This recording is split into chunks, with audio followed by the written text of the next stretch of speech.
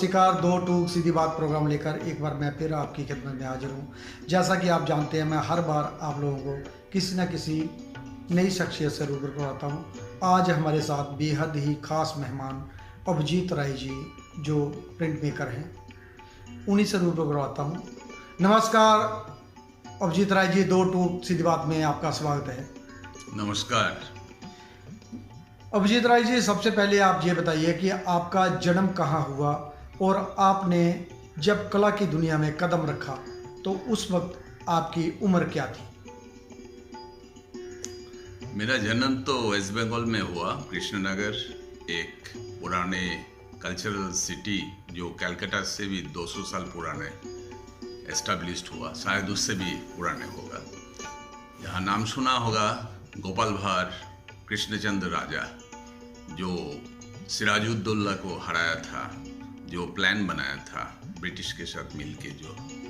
But उस city में जन्म लेने का मतलब बहुत सारे कल्चरल हेरिटेज एक साथ हमारा साथ चलते हैं, उसका एक्सपीरियंस चलते हैं। और वहाँ से एडुकेशन, आर्ट का एडुकेशन, जैसे अदर्स छोटा टाइम से अपना आर्ट के ऊपर एक अलग फेथ होता है, अलग प्यार होता है। मेरा भी ऐसा ही था। शायद मेरा स्कूल का जो टीचर एक लेडी थी प्राइमरी स्कूल के, वो कभी मुझे बहुत अप्रिशिएट करता था। तब तो छोटा छोटा चीज़ बनाने का, डक के अंडा, फूल पत्ता, तो उसमें बहुत अप्रिशिएट करता था। शायद उनको लगता था कुछ ये आगे जाके कुछ इस फील्ड में कर सकते। मुझे भी अच्छा लगता था। फिर मैं स्कूल में गया, स्कूल में अलग अलग कंपटीशन होता है, विद्यासागर, वो पोर्ट्रेट, तो सब में यही ऑलवेज मैं अच्छा रिजल्ट करता था, लोगों को अट्रैक्शन में आता था। तो आपने जो कला की शिक्षा सी वो कहाँ से प्राप्त की और आपके कौन कौन गुरु रहे जिससे आपको प्रेरणा मिली? जरा उसके बारे में संक्षेप में बताइए। कला में आने के पहले मैं एथलीट था, नेशनल एथलीट। मेरा इवेंट था पेंटाथलन 5 इवेंट। आपकी हाइट भी अच्छी थी, आपका वो भी, आप उसमें भी जा सकते थे, फिर आपने इसको कैसे चुना?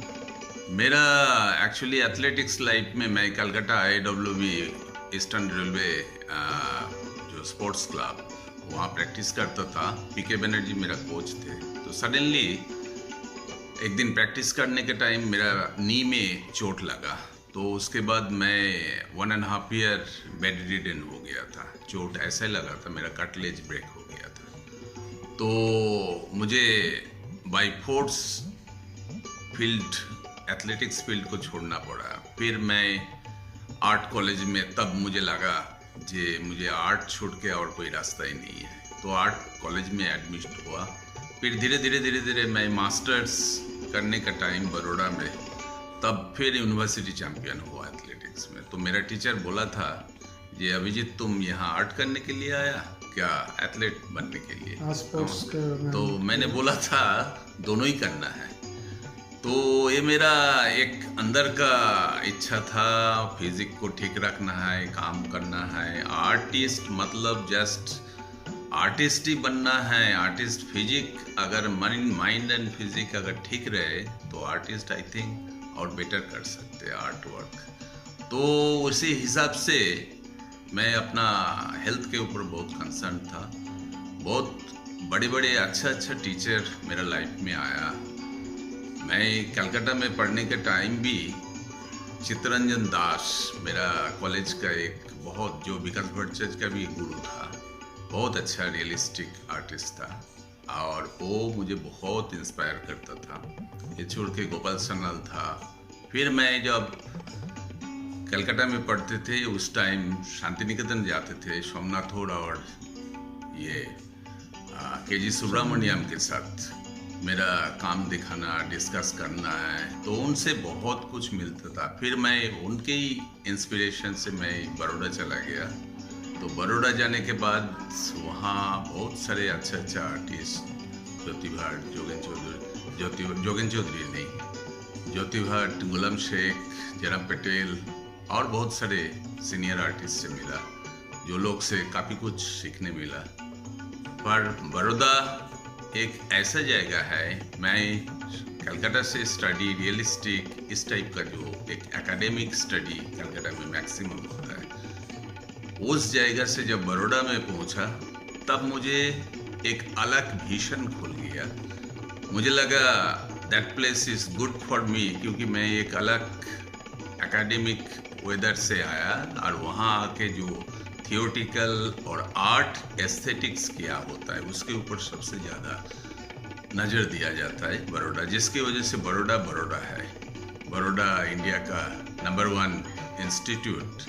वहाँ जाके मुझे बहुत कुछ मिला, बहुत हेल्प हुआ, बहुत काम करने के लिए। आज भी मैं दिल्ली में रह के काम करता है अपना हिसाब से। अभिजीत राय जी, आप हायर स्टडी के लिए बाहर भी गए, स्कॉलरशिप के लिए गए थे, जहाँ उसके ऊपर भी थोड़ा नज़र डालें हम। मैं जब बड़ौदा में स्टडी करता था, स्टडी करते के टाइम मेरा बहुत सारे वन मैन शो हुआ, जहांगीर में, त्रिवेणी में, और जहाँ भी काम भेजता था मोस्टली कंपटीशन में अवार्ड आ जाता था। तो वो मेरा एक बहुत बड़ा बेनिफिट था, मेरा कभी जॉब नहीं करना पड़ा। मेरा जॉब के जो मनी ज़रूरत है लाइफ लीडिंग के लिए, आर्ट करने के लिए, वो मेरा फ्रीलांस आ जाता था। तो समहाउ आई एम लकी। और उसके बाद मेरा तो रेगुलर काम होता था, रेगुलर एग्जीबिशन होता था उसमें से भी। और आर्ट ऐसा चीज़ हुआ, फिर वहाँ से मैं अलग अलग फेलोशिप स्कॉलरशिप में अप्लाई किया, विभिन्न जैसे मिनिस्ट्री ऑफ कल्चर का सब फेलोशिप ऑलमोस्ट मुझे मिल गया इंडिया आप का। जो बाहर गए थे, हमने एक सवाल था कि आपको कौन सा स्कॉलरशिप था जहाँ बाहर जाने के लिए? मुझे तो काफ़ी, I was selected for Commonwealth grant, I was selected for Charles Wallace, I was selected for German government grant. इस तरीका और कुछ स्कॉलरशिप फेलोशिप मुझे ग्रांट हिसाब में मिला, जो लेके मैं काम किया। इंडिया का तो बहुत सारे स्कॉलरशिप अवार्ड मिला था, बाहर का भी बहुत सारे मिला था, जो मुझे मेरा फ्यूचर लाइफ के लिए एक्सपीरियंस हिसाब से बहुत कुछ दिया है और दे रहे, आज भी चल रहे हैं। अभिजीत राय जी, एक चीज़ और बताइए, आप किस विषय को लेके अपना कार्य करते हैं और कौन कौन से माध्यम और तकनीक का उसमें प्रयोग करते हैं, उसके बारे में थोड़ा बताइए। आप चिंकोले करते हैं जो लीक से हट के है, बहुत सारे लोगों को उसके बारे में जानकारी भी नहीं है, नई पीढ़ी जो है। तो हम चाहते हैं जो इस वीडियो को देख रहे हैं या जो हमारे साथ जुड़ेंगे, उनको थोड़ा इसके बारे में भी नॉलेज हो। मैं आर्ट के बारे में, जैसे देवी ने पहले बताया, प्रिंट मेकर, मैं ये कोई स्टैम्प लगाना नहीं चाहता है। आर्ट एक आर्टिस्ट है, आर्टिस्ट का कैपेसिटी होता है। मेरा जैसे अलग अलग मीडियम के ऊपर मेरा अपना दखल है, मैं अलग अलग मीडियम में काम करता है। मैं जैसे प्रिंट मेकिंग करता है, लिथोग्राफी, एचिंग, चिनकोले, ऐसे स्कल्पचर भी करता है, ऐसे पेंटिंग भी करता है, ड्राइंग भी करता है। जो देखा होगा बुल सीरीज के ऊपर बहुत सारे ड्राइंग, बहुत सारे स्कल्पचर। तो प्रिंट मेकिंग में मैं लेटेस्ट जो काम सबसे ज़्यादा कर रहा है, जो बोल रहा था, चिंकोले। चिंकोले एक मीडियम, जो मीडियम लेके इंडिया में बहुत कम काम हुआ। एक तरीका बोलने में, मैं ही इस मीडियम में मैक्सिमम एक्सप्लोर कर रहा है आज तक, और इसके ऊपर मेरा थीसिस भी हुआ, डॉक्टरेट। और वो उसमें Delhi print making with chine colle advance, as a advance technology in print making, कैसे उसका पोजीशन, इम्पोर्टेंसी और आर्टिस्ट कैसे इसको लेके अपना काम में इन्वॉल्व हुआ। तो चिंकोले मेरा लाइफ का एक ऐसा मीडियम है, वर्ल्ड में बहुत कम जगह में चिंकोले लेके, बट मैं जो जिस तरीक़ा से चिंकोले लेके काम कर रहा है, ये इंडिया में तो हुआ ही नहीं, वर्ल्ड में भी हुआ नहीं। तो ये स्पेसिफिक है और इसको लेके मुझे और आगे काम करना है। एंड ये है different layer of rice paper with pigment, अगर एक लाइन में बोलना है different layer of rice paper with pigment, दूसरा एक मदर पेपर के ऊपर जब स्टक होता है, फाइनल जो इमेज अपीयर होता है। मैं पहले रॉ राइस पेपर को अलग अलग फॉर्म में अलग अलग कलर यूज़ करता है, जैसे different colour form UK, Germany and other place, die colour, उसको कलर करके फिर उस फॉर्म को मैं वाटर से काटते हैं। डिफरेंट लेयर ऑफ फॉर्म को टुगेदर ग्लू के साथ थ्रू लिथोप्रेस मैं अदर मदर पेपर में ट्रांसफ़र करता है। That is the final image appear होता है। इस तरीके से चिंकोले को ऐसे बोलने के लिए जाएंगे तो बहुत बड़ा टाइम लेगा और बहुत बड़ा ये है प्रोसेस। ब्लास्ट प्रोसेस है और इसकी तह तक जाने के लिए हमें एक और वीडियो बनानी पड़ेगी उसके ऊपर। दोस्तों, कला चर्चा आगे बढ़ाने से पहले हम एक नज़र डालते हैं अभिजीत राय द्वारा बनाए गए शिल्प और चित्रों की। आइए एक नज़र देखते हैं इनके कार्यों। अभिजीत राय का जन्म कृष्णा नगर वेस्ट बंगाल में हुआ और वहीं पे उन्होंने बैचलर डिग्री कलकत्ता से की और अपनी मास्टर डिग्री करने के लिए बड़ौदा का रुख किया। बड़ौदा में मास्टर डिग्री कंप्लीट करने के बाद उन्होंने अपने कर्म भूमि दिल्ली को चुना और आज दिल्ली ललित कला academy regional centre new Delhi में अपना कार्य कर रही है। अभिजीत राय भिन्न भिन्न माध्यमों में अपना कार्य करते हैं। पेंटिंग हो, स्कल्पचर हो, ड्राइंग हो, या लिथोग्राफी। अभिजीत राय ने कई नेशनल इंटरनेशनल प्रदर्शनियों में भाग लिया और कई नेशनल इंटरनेशनल अवार्ड भी उन्होंने अपने नाम किए। आज दिल्ली में ही अपना कार्य कर रहे हैं। अभिजीत राय ने अपनी एक नई शैली को डेवलप किया, चिंकोले भारतवर्ष में बहुत कम कलाकार कार्य कर रहे हैं, उनमें एक अभिजीत राय का नाम आता है। हाँ, एक चीज़ और बताइए अभिजीत राय जी, आप इंडिया में बहुत कम लोग हैं जो कंटिन्यू लिथो प्रिंट कर रहे हैं। आप भी मैं देखता हूँ कि आप खुद पूरा प्रोसेस खुद करते हैं, चाहे ग्राइंडिंग हो उसका, चाहे उसमें प्रोसेस जो भी होता है, तो आप उसके बारे में थोड़ा बताएं तो ज़्यादा अच्छा होगा। प्रिंट मेकिंग में जब काम करता है एक आर्टिस्ट, पहले तो मैं ऑनेस्टली काम करते हैं, मैं वो काम को कुछ बेचने का प्रायोरिटी और अदर्स चीज़ का प्रायोरिटी उसके साथ जुड़ा नहीं रहते हैं।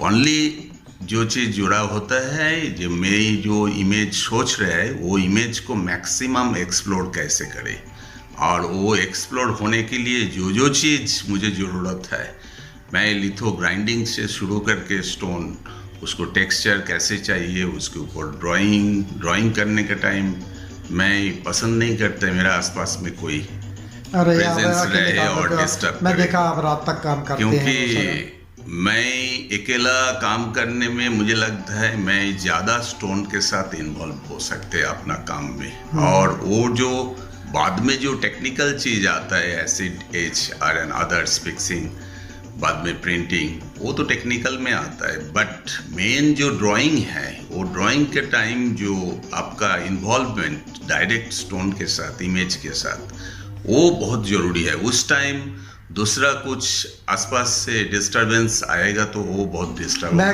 घंटों आपके साथ स्टूडियो में बताए हैं, रात को 12-12 बजे भी आपके साथ गया हूँ, हम एक ही प्लेस में रहते हैं। मैंने देखा है कि आपका वो इन्वॉल्वमेंट आज भी उतना ही बरकरार है जितना 15-20 साल पहले मैंने देखा था।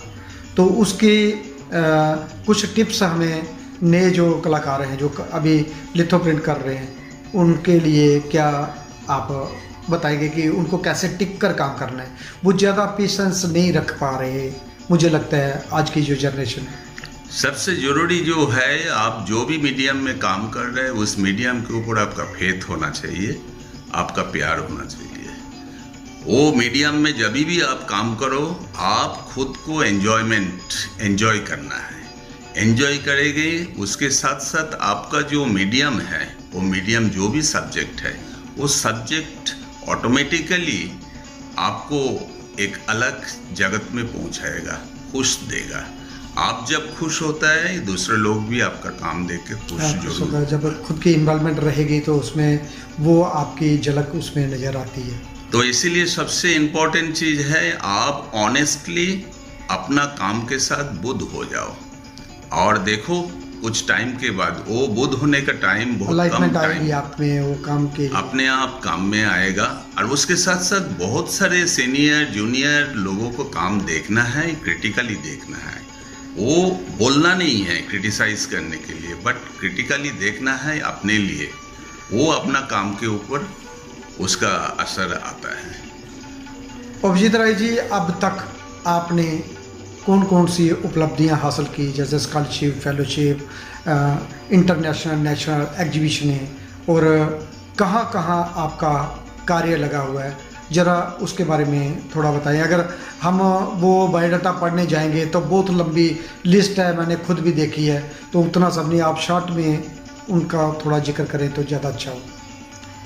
क्योंकि एक आर्टिस्ट जब छोटा टाइम से ग्रो करता है, उसका डिफरेंट एटमॉस्फेयर, डिफरेंट लोगों के साथ इंट्रोडक्शन होता है। उसमें कलेक्टर होता है, क्रिटिक होता है, टीचर्स होता है, बहुत सारे स्टूडेंट्स होता है।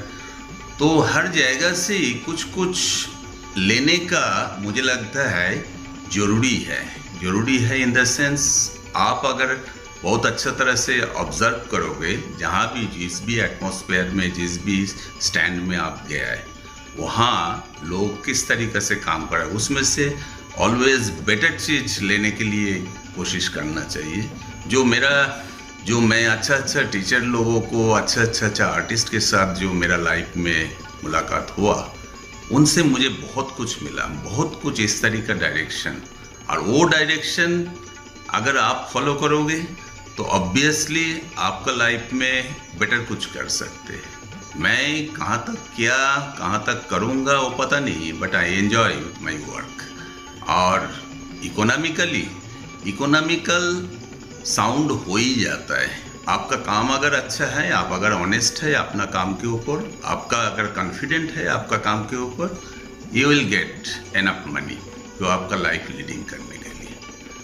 तो इसी हिसाब से काम कर रहे हैं। डिफरेंट प्लेस में मेरा काम लगा हुआ है।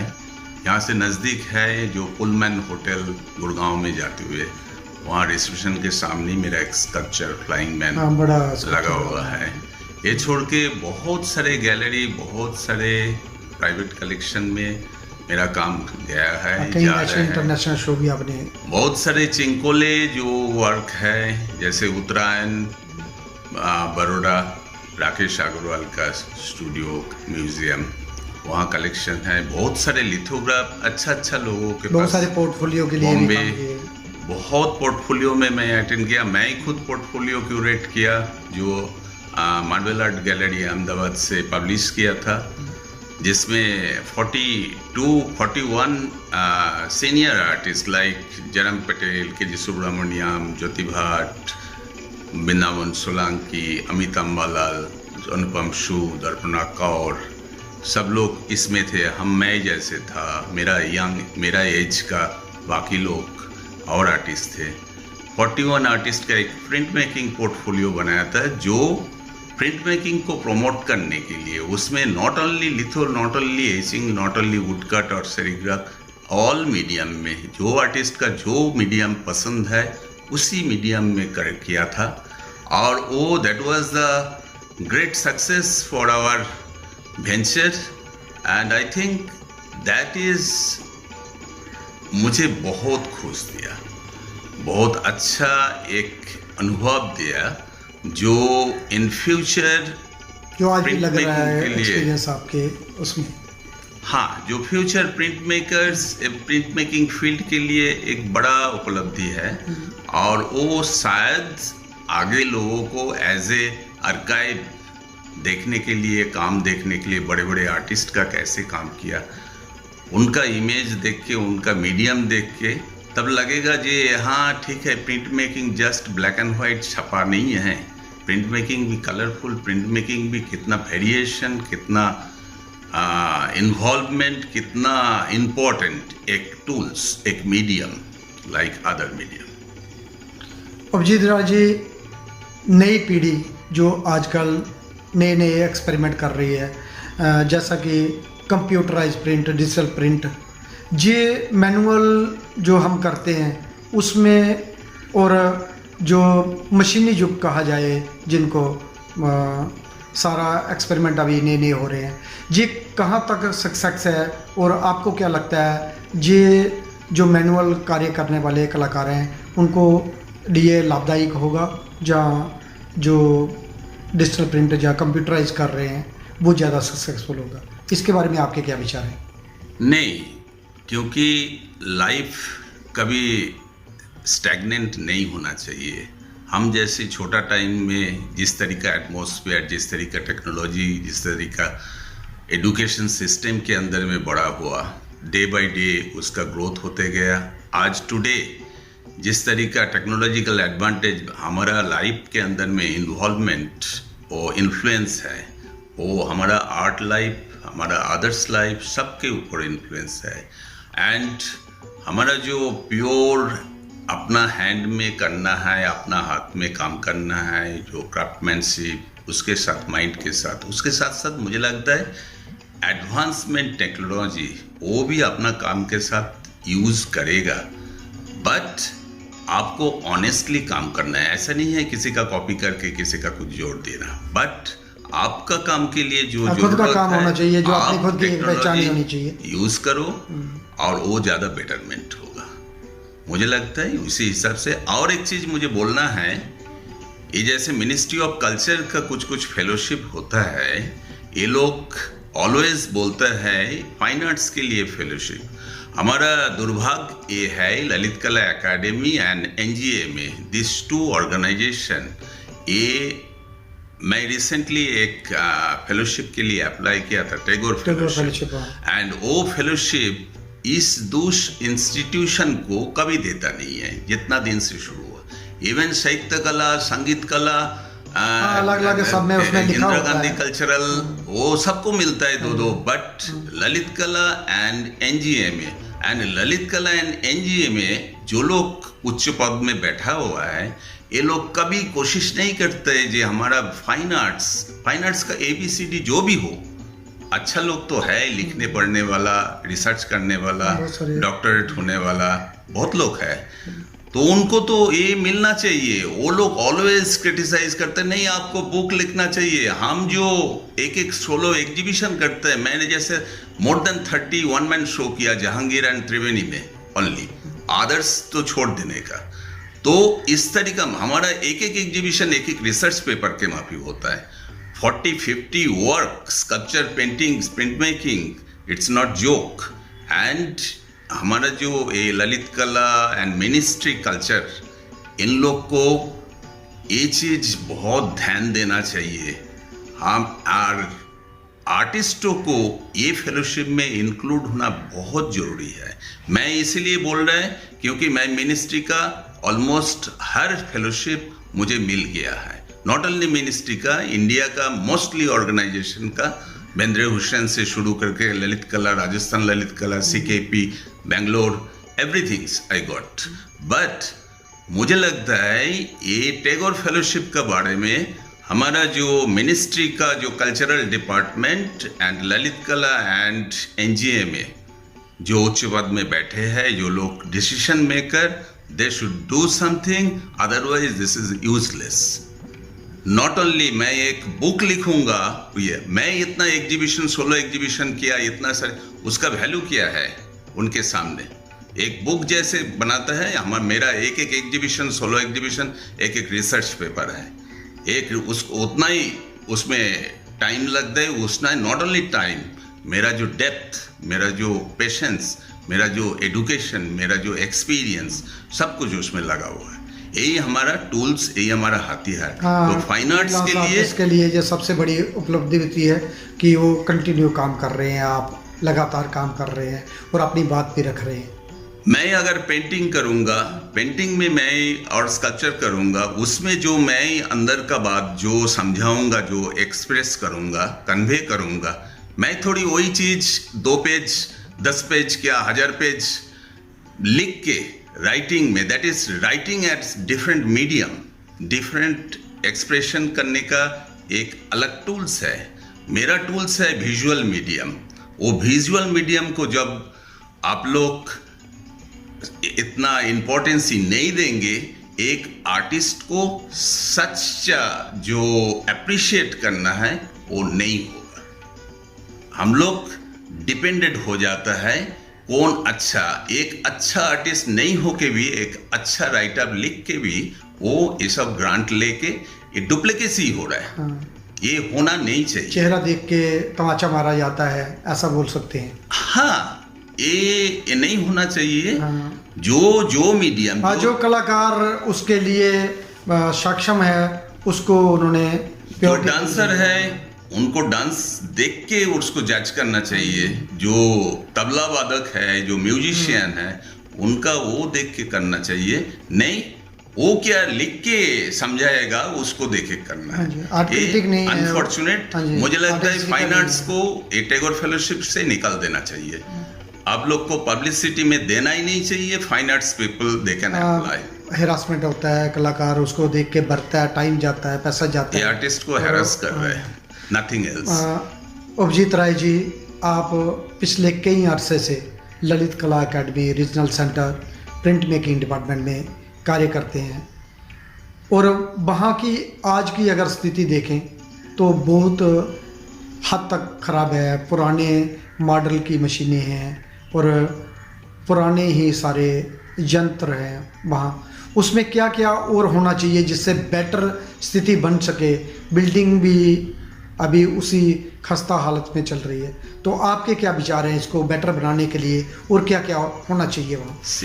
हम लोग जैसे बहुत सारे इंडियन आर्टिस्ट जो अब्रॉड से एजुकेशन लेके आया, डिफरेंट फेलोशिप ग्रांट लेके बाहर स्टडी करके आया, बाहर का स्टूडियो कैसे होता है, बाहर का प्रिंट मेकर आर्टिस्ट लोगों को, अदर आर्टिस्ट ऑल्सो कैसा फैसिलिटी उनको अवेल होता है, जिसके ऊपर बेस करके वो उनका अपना क्रिएशन के लिए वो हेल्प करेगा।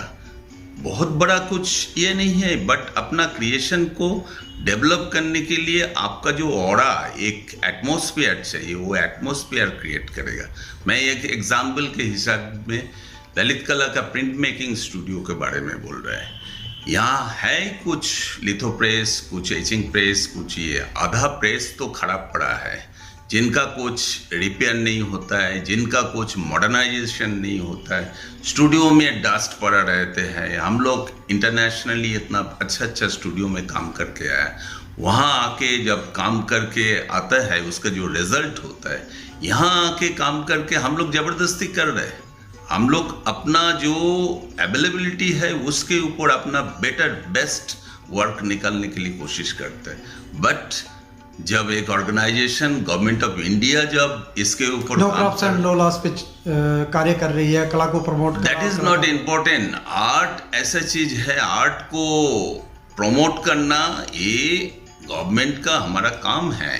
और जब ये सिस्टम, ये इंस्टीट्यूशन है, तो इंस्टीट्यूशन का क्यों नहीं 50 साल पहले जो हो गया है वही रखना है? आज का मॉडर्न कॉन्सेप्ट में क्यों नहीं इसको डेवलप? आज भी हम बाबा आदम के ज़माने में चल रहे हैं और उसी पे कार्य कर रहे हैं, ऐसा कह सकते हैं? नहीं होना चाहिए। Dust free print making studio होना चाहिए, अदर्स फैसिलिटी होना चाहिए। बिकॉज मैं एज ए लिथोग्राफर बोल रहे हैं, यहाँ दिल्ली का जो वेदर है वो बहुत ठंडा हो जाता है, बहुत गर्म हो जाता है, तो ये सब कंट्रोल होना चाहिए। अगर स्टूडियो में जो बहुत ज़्यादा ज़रूरत नहीं है, इसके लिए कुछ एसी क्या कुछ अदर सिस्टम करने में अपने आप होता है। बट कौन ये एफर्ट लेगा? आधा टाइम तो हमारा ये सब करने में ही चला जाता है। नहीं, ज़्यादातर कलाकार आवाज़ भी नहीं उठाते हैं, ना कोई ज़्यादा इसमें पड़ता है, इस चपड़े में बोलता है जैसा चल रहा है वैसा ही चलता है। देखिए, मैंने कई सारों से बात किया, कई सारे कलाकार आगे आने के लिए तैयार ही नहीं होते? मोस्टली जो ये कम्युनिटी है, community is artist community, not only in general people they are diplomatic होता है। वो सोचता है हम क्यों करें, दूसरा कुछ कर दे तो हम फायदा ले। ये जो टेंडेंसी लोगों का अंदर में है, ये सबसे गलत चीज है और खराब चीज। अपने हक के लिए तो आवाज उठानी पड़ेगी, तभी तो मिलेगा हक। अगर हमने कुछ बोला और उसको लेके कोई अगर सोचा नहीं, कुछ करने की कोशिश भी नहीं किया, उल्टा और कुछ बात दे के दबा दिया, ये चीज प्रैक्टिस जो चलता है that is very wrong. Honestly कुछ ठीक है, हुआ क्या नहीं हुआ अलग बात है, कोशिश तो करना चाहिए। तो मुझे लगता है मैं कोई इंस्टीट्यूशन के ऊपर दोष नहीं दे रहे और ये नहीं हाँ, उसको सुधार करना चाहिए। हम यही पे काम करते हैं। मुझे लगता है आने वाली पीढ़ी के लिए इतना सारे आर्टिस्ट जब इन्वॉल्व है, उनका एक टाइम, उनका एक वैल्यू है, वो वैल्यू को रेस्पेक्ट देना जरूरी है, सबसे इम्पोर्टेंट वो है। और तभी तो आगे जाके कुछ एशिया का नंबर 1 विलेज कहलाने वाला कि आज दूरदर्शा कुछ इस तरह है, सभी डिपार्टमेंट की जहां ज़रूरत है रिपेयर की, ज़रूरत है नई बिल्डिंग की, ज़रूरत है नए इंस्ट्रूमेंटों के, टूल्स की, नए जैसे सेरेमिक में भट्टी होनी चाहिए। आज तक स्कल्पचर में हमारा फर्निश नहीं है, और स्टोन जहां लोग काम करते हैं वहाँ शेड नहीं है।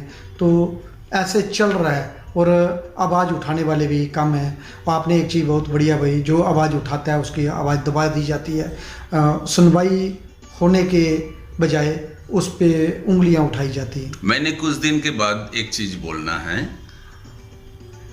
गढ़ी स्टूडियो में मैं घूम के आज देख रहा था, sculpture studio, ceramic studio and other studio का, स्कल्पचर स्टूडियो का अबैंडन कर दिया। उनको दूसरा स्टूडियो में कुछ आर्टिस्ट को, बहुत सारे आर्टिस्ट एक छोटा स्पेस में काम करने के लिए बाध्य किया, क्योंकि पुराना कम्युनिटी स्टूडियो दीवार क्रैक होके इतना खराब कंडीशन में पड़ा है।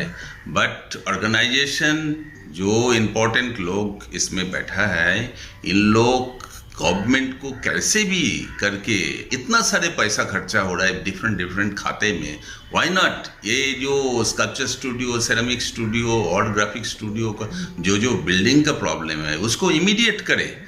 क्योंकि इतना सारे आर्टिस्ट जो यहाँ आके काम कर रहे हैं, टाइम दे रहे हैं। हिंदुस्तान में जब तक कोई हादसा नहीं होता तब तक हमारी पुलिस भी नहीं आती। तो हम क्या सरकार से गुहार लगाएं, या क्या सरकार पे बातें हर बार रखी जाती हैं। और एक चीज़ मुझे लगता है, ये कभी भी मैं आके देखता है यहाँ का लोकल जो विलेज पीपल, और ये इस गढ़ी स्टूडियो को लेके कभी गाड़ी पार्किंग, कभी अदर्स, इतना ज़्यादा आर्टिस्टों को इंटरफेरेंस करता, आउटसाइडर अप्रोच होता है, जो बैडली बिहेव, बैडली ये होता है। मुझे लगता है ललित कला एकेडमी का चेयरमैन हो, जो मिनिस्ट्री की तरफ से 2 गार्ड पुलिस यहाँ अपॉइंटमेंट कर देना चाहिए 2 डिफरेंट गेट में। जो इस तरीका इलीगल अननेसेसरीली जो अप्रोच होता है आर्टिस्ट का एक काम करने के लिए, मेंटली डिस्टर्ब होता है, वो नहीं होना चाहिए।